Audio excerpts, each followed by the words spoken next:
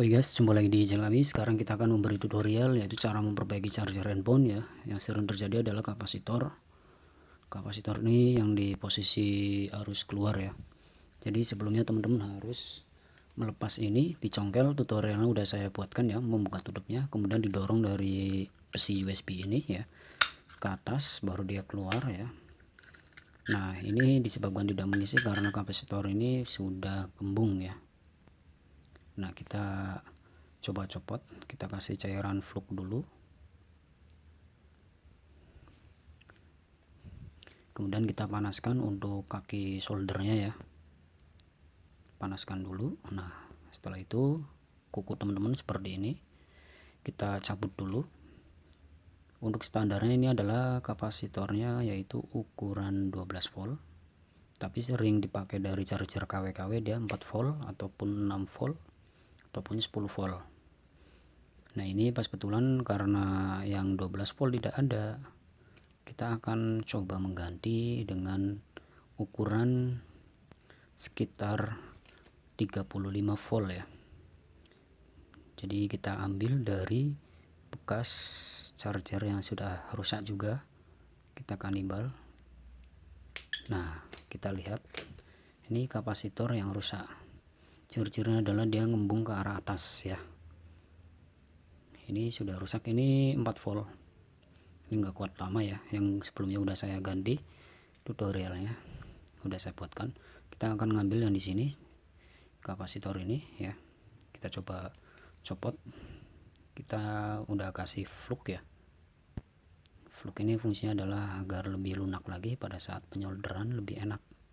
Panasnya dia akan fokus pada bagian yang akan dikasih flux ya.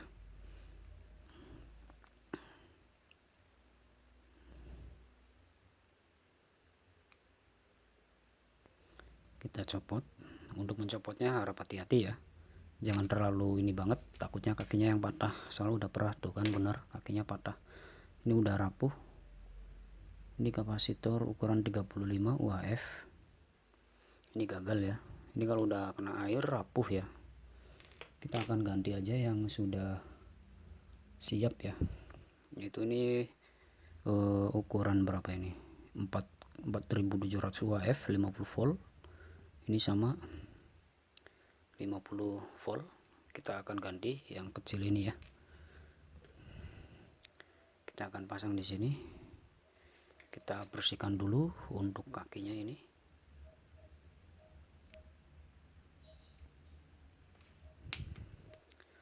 Untuk minnya itu ada garis putihnya ya. Ini di sini putih, yaitu adalah min. Ini di sini ada petunjuknya juga. Kita pasang seperti ini aja. Kemudian ditahan pakai jempol kiri ya, supaya pada saat kita pemanasan dia kakinya jeblos. Biasanya ini saya tusuk dulu pakai jarum. Memang kalau untuk proses seperti ini ya memang membutuhkan waktu dan skill. Kita panaskan kaki-kakinya agar dia turun masuk.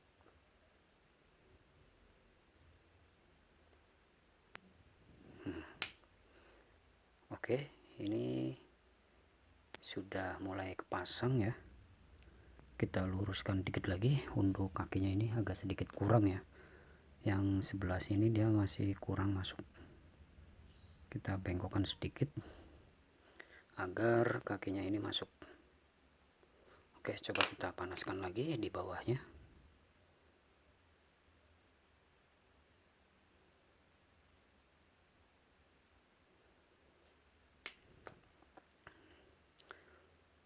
Oke, ini hasilnya seperti ini. Ini untuk bawahnya adalah 470 UHF. Ini saya ganti 4700. Wah, besar sekali ya. Jadi bagaimana reaksinya pada saat pengecasan? Apakah bisa mengisi ataukah tidak? Biasanya kalau teknisi-teknisi itu dia pakainya ya antara 16 ya ataupun maksimal 12. Ini saya pakai 50 volt. Jadi biar beda reaksinya gimana, kita akan buat ngecas handphone ya. Sekalian coba ngecas handphone. Ini udah selesai teman-teman. Selanjutnya coba kita colokkan ya, dipasang kembali. Kita singkirkan dulu soldernya.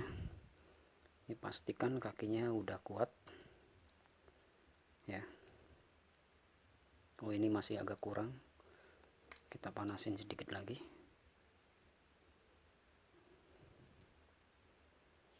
Ini agak sedikit bengkok ya kakinya ini.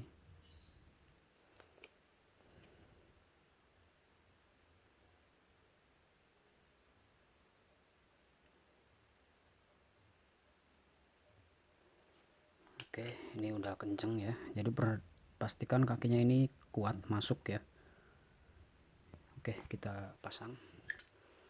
Saya juga penasaran bagaimana kalau pakai ini kan arus untuk keluar ya, yang dihasilkan adalah 5 volt. Kita ganti dengan 50 volt ya. Apakah ada kendala? Apakah lebih fast charging? Apakah awet berhari-hari? Sebab saya pakai di bawah 12 volt itu jepluk ya.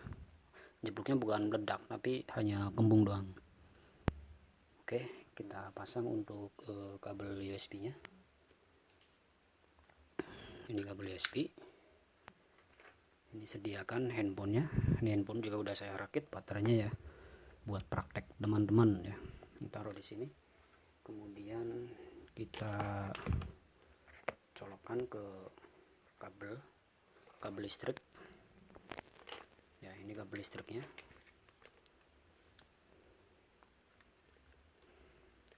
Kita pasang.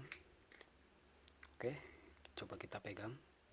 Jangan diikutin ya kalau megang, jadi kita hangat atau enggak ya, jangan diikutin, takutnya kalau enggak biasa malah nempel ground. Nah, ini kita coba colokin ke handphone, apakah mengisi.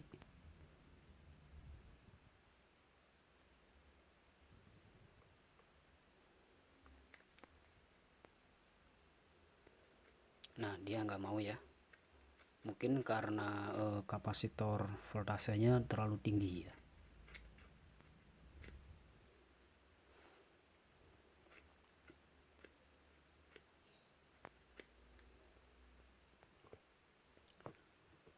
Oh yes, jadi hasilnya ini harus sesuai dengan tipenya ya.